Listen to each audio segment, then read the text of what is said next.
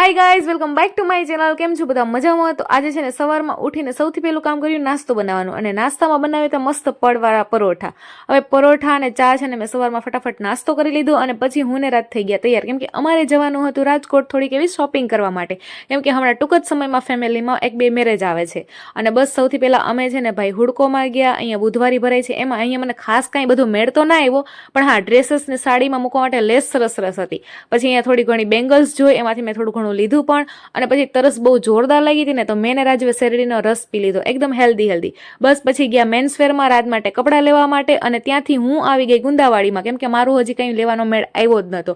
અહીંયા આવીને સૌથી પહેલાં તો મેં કાચના કપ રકાબી લીધા, પછી મારા માથે મસ્ત મેં 2-3 સાડી લીધી, હીલ્સ લીધા, સ્લીપર લીધા. હવે મારી શોપિંગ ડન થઈ ગઈ હતી. એ જ ખુશીમાં પછી મેં વિચાર્યું કે ચાલો પાણીપુરી ખાઈ લેવી જોઈએ, એટલા માટે મેં છે ને 2 પ્લેટ પાણીપુરી ખાધી. તો કંઈ નહીં, બ્લોગ પસંદ આવ્યો તો લાઈક, શેર, સબસ્ક્રાઈબ. બાકી મળશું આવતીકાલે. હર હર મહાદેવ.